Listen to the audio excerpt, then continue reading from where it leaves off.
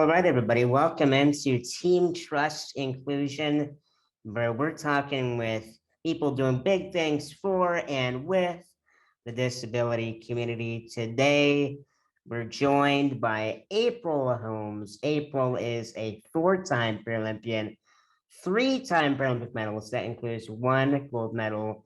You were a sprinter, you did long jump, and now done with sport, but you're on the board for Sleep Sport. You speak to businesses all over the place. You assisted Michelle Obama with the Let's Move campaign. And you also were the inspiration behind an Air Jordan shoe. So not too shabby, April. I really appreciate your joining us today. Thank you. Absolutely appreciate the honor to join you today, Brian. Appreciate that. Of course, April. So, I talked about your achievements, going to four games. 2016 was your last, but I'm kind of curious. Have you ever considered just going back on the track for fun? Do you ever miss it at all, or are you just done? That is such an excellent question because, you think about you give so much of your life to athletics, or athletes give so much of their life, and it becomes so much a part of like what you do and even who you are while you're doing it. And so it's the thing of, do I miss having a six pack? Yes, I miss having a six pack, and we're not talking about beer here. We're So all literally the talking things about you a miss six the pack. six pack. I Yes, see. absolutely. So, there are things, aspects of sport and competition that I will always miss. Just because I'm a competitive person, I've been running track and playing basketball since I was a kid, like 5 years old. So, in that regard, the competitive nature of like literally lining up against someone, and it becomes my will against your will and my talent against your talent, and like my training against your training. So that all of that in a competitive space is something I definitely miss. And I obviously miss traveling around the world, but so many people because of COVID have not been able to travel. So I feel like I'm in a position like everyone else for the most part. But then again, there are aspects of the sport that I just don't miss. There are not too many days I get up now where I'm in pain. There were days I went hard at practice and I'm like, wait, my back hurts, my knee hurts, my leg hurts, my everything hurts. But those are the aspects I don't miss about athletics. But still obviously a great fan of so many athletes, as well as the Paralympic sport movement, as well as every other sport. I can't tell you how many times a day I check ESPN, or in fact, just last night I was ear hustling. I'm gonna call it a conversation, and I heard Jacksonville coach Urban Meyer got fired, and I'm like, what? Wait a minute, hold on. And I'm like, April, they were not talking to you, and you were ear hustling. So Mm. truly a sports fan, absolutely, truly a sports fan. Very cool. Yeah. So then have you noticed, the sport of track and field change quite a bit since you stepped away? I have, even in terms of visibility. One athletes will always get faster, they'll always get better. They'll always, technology always will advance. And so when you see all of these things happening, you're just so excited to like, what's next? Like, what's next? What's next? Not to say who's the next April Holmes, but who's the next female sprinter that will come along. And I was so very fortunate to be at the U.S. Paralympic trials. To see my American record get broken, not by one person, but by literally by two people. Two people crossed the line, beating my American record. So I was excited. I was actually working with the NBC team or whatever, helping to broadcast the Paralympic track and field trials. And I said to them, I said, listen, I know for a fact that by the time this race is over, at least one of these women will break this my American record in 100 meters. So, please forgive me, but I'm going to run out of this trailer, and I'm going to run out to the track. And whichever one of those young ladies breaks this record, I'm going to hug them. I'm going to congratulate them. Like, I'm going to give them everything I have to give them in terms of appreciation, because sport does change, and that's one thing we as spectators look at, like, how can sport be advanced? And I had my time. I had my time. I had my glory. I have my accolades to go with it. but it's someone else's turn, and I'm excited for someone else's turn. I'm excited to cheer them on. I'm excited to see where sport can go. And then even for Paralympic sport, just knowing that NBC did such an amazing job in expanding the coverage of Paralympics, so that there are kids that are growing up and they have disabilities. They're Paralympic eligible, as I call it. And so just to know that we can serve as inspiration to them, for them to get out there and try sport, to do sport, to excel in sport. I couldn't be any happier. I couldn't be any happier for the next great athlete to come along. The next great athlete. So who do you think is the best athlete out there? I'm going with Steph Curry. I'm playing it safe. I'm going with Steph Curry. I mean, just yesterday, 2 days ago, he broke the 3-point scoring record, and I was cheering him on, as well as so many people. But he's such a great ambassador for sport and for life. He seems to do all the right things. He seems to check all the right boxes. He's a great competitor. He's a great model. He's a great sports person. Like he does a lot of the great things, as well as he's very instrumental in mentoring, and being there for his young teammates. But you think about how often you hear stories of him giving back. You hear stories of him pouring into other young athletes. And so that's my answer. I'm going with Steph Curry right now. I think that's a safe answer. It is safe. It's very safe. Very cool. So, did you ever have an interest when you were, in games? Did you ever have a desire to hop over to the Olympic side and race against those athletes, or were you focused primarily on the para side?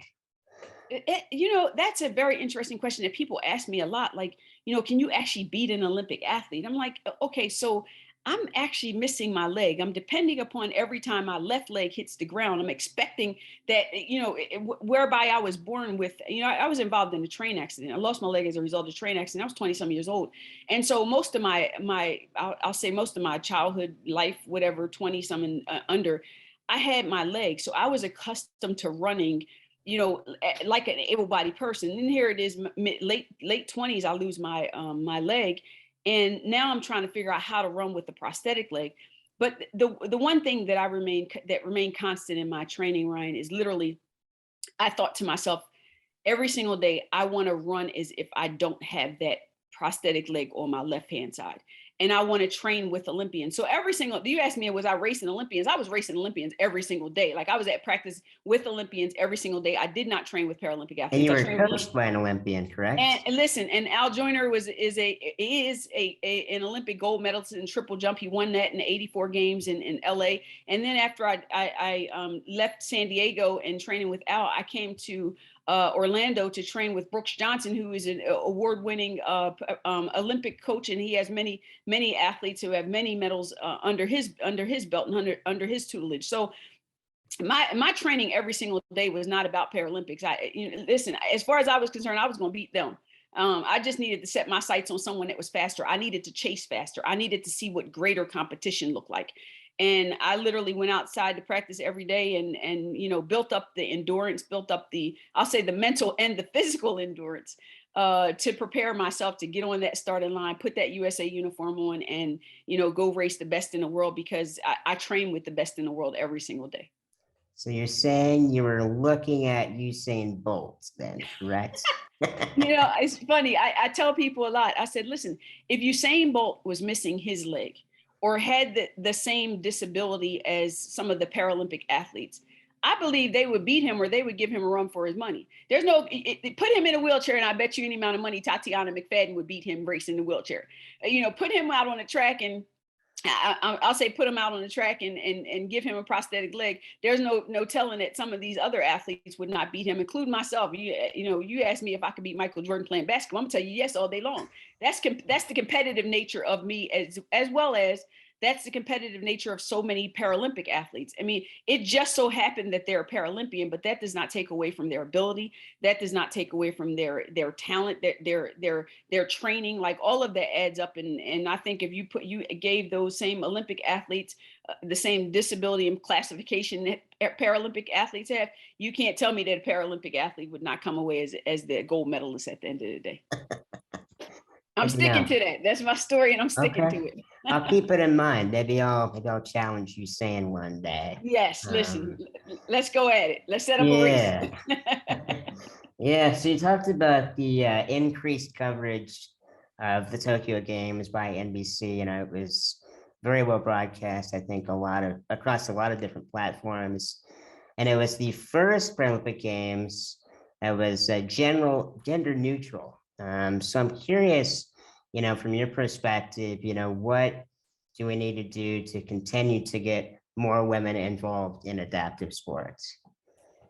I think a lot of it has to do with visibility. It's interesting that I learned a while ago that a lot of women that have that are Paralympic eligible again, I'll call them. A lot of women are they are so laser focused on getting their education. They're laser focused. I mean, even if you poll the current team that just went to Tokyo for the games, so many of them have advanced degrees. So many of them are not necessarily focused on sport. Sport is just something that they do.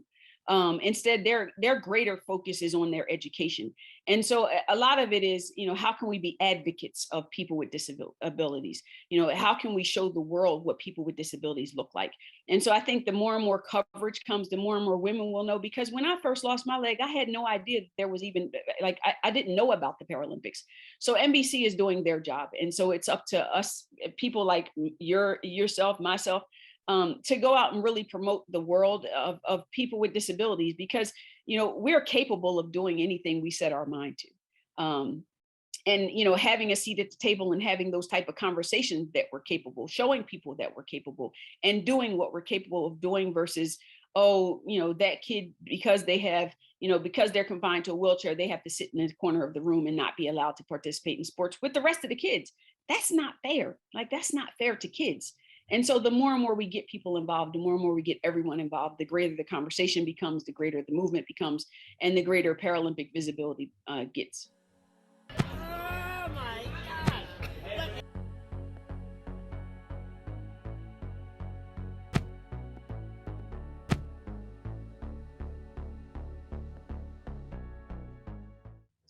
Yeah, yeah. Did you ever notice a shift in the way people treated you with a prosthetic leg versus before your accident?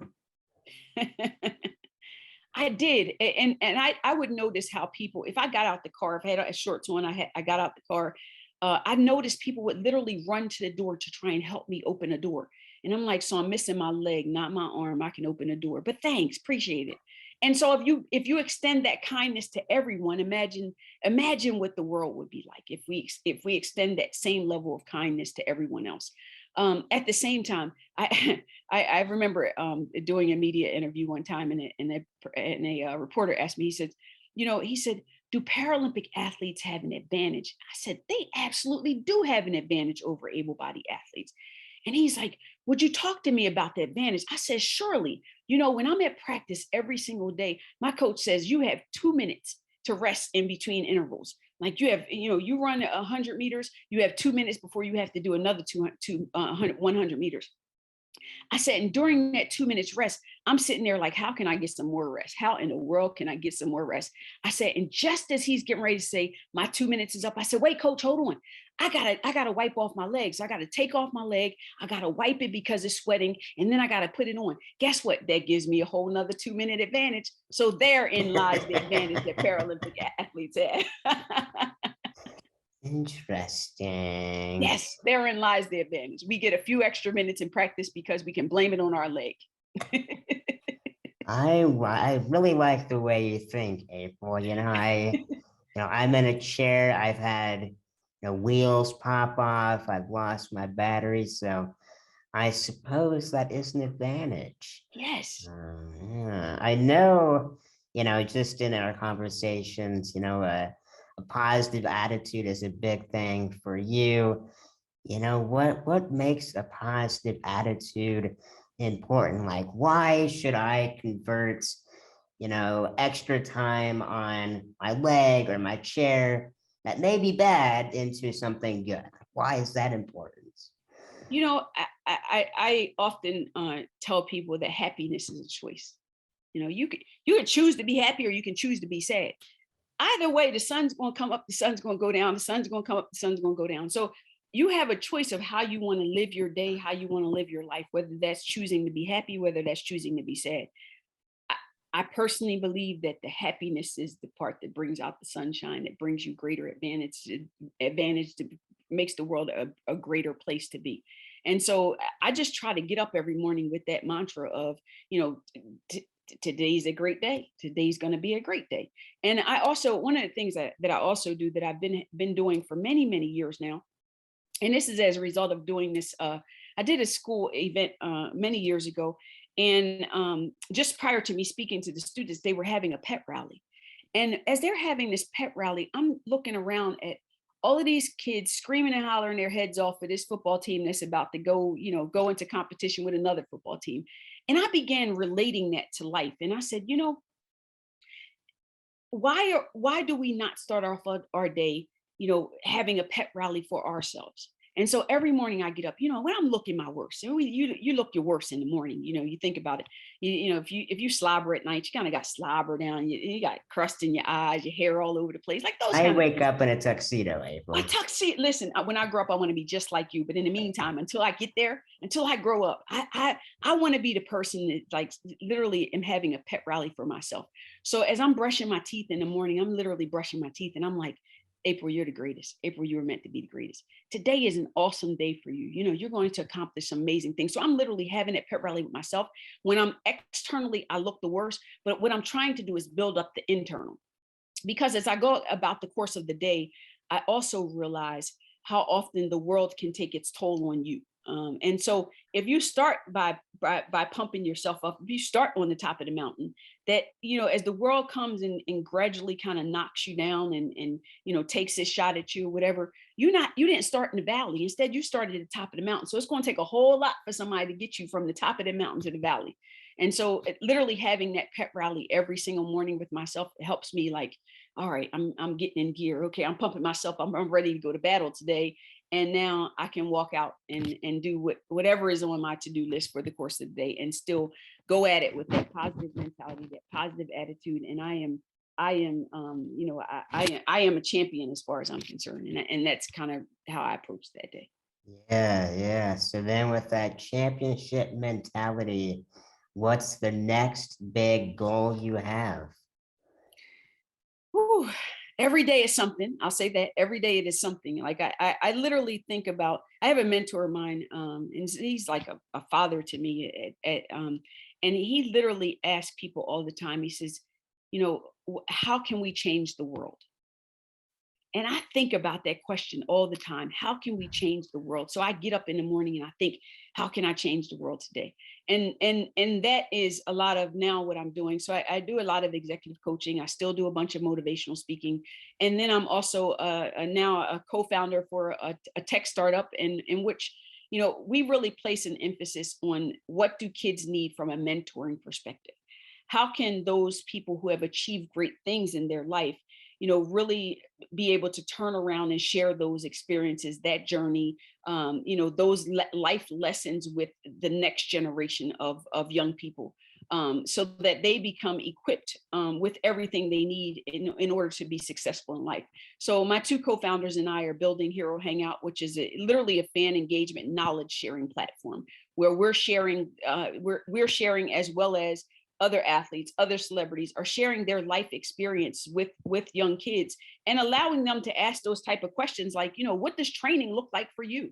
How did you endure like the days that you were injured? Like kids need to know this kind of stuff because unfortunately, most of social media paints a picture of they just woke up like that. You know, it's like I woke up like this. No, you didn't. You went through a whole lot in order to get to where you are. So how can you share that journey with the next generation of kid that is trying to get to where you are and beyond for tomorrow?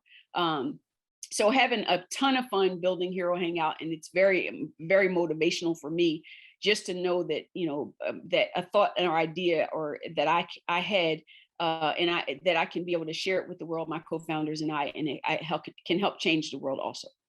Nice. Very cool, April. You know, as you're doing all these various things, you've won, you know, a series of medals, one gold medal, only one, April.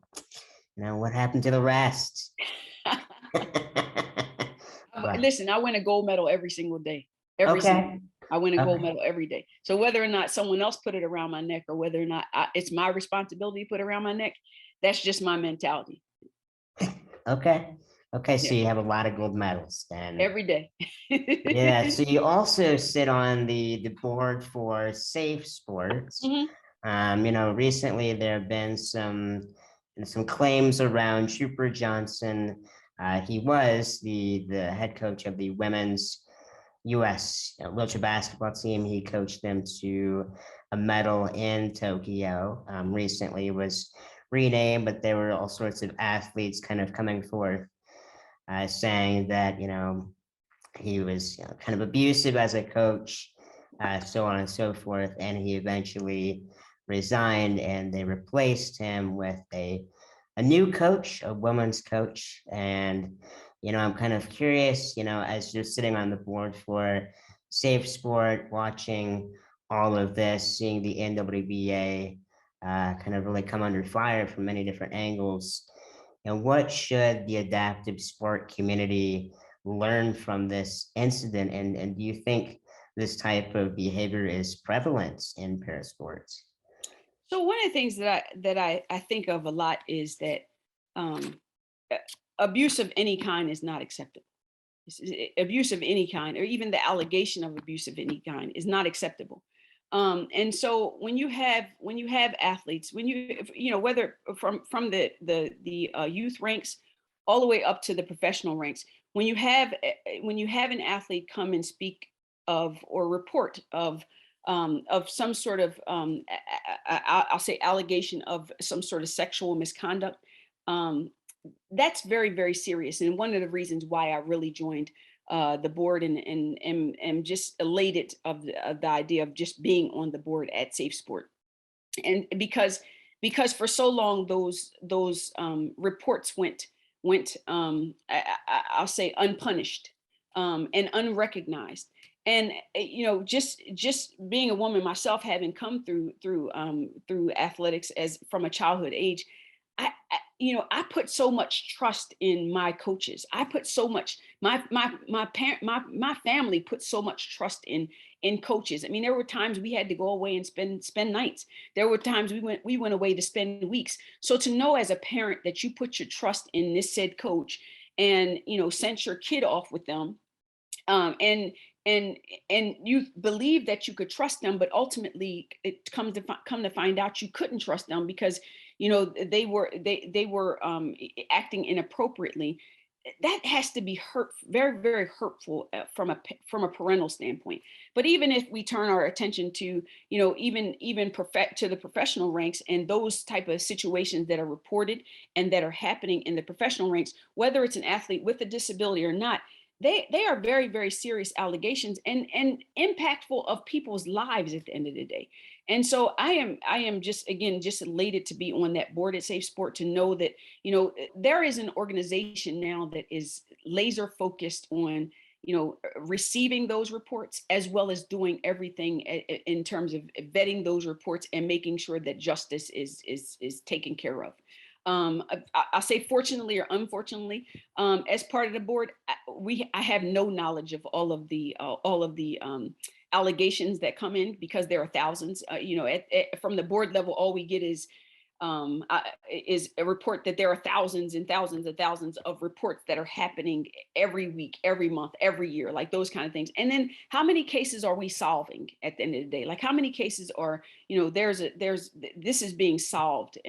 So to know that I'm part of that, no, holding people's, feet to the fire and making sure that, we're not just saying we're the board, the Safe Sport board, and the organization responsible for this, but we're doing the work at the end of the day. And so holding people accountable for the fact that there's work to get done, whether that's from the Olympic side, whether that's NGB side, whether that's even youth sports side, knowing that there's some accountability happening, to go along with the fact that unfortunately these here incidents still happen.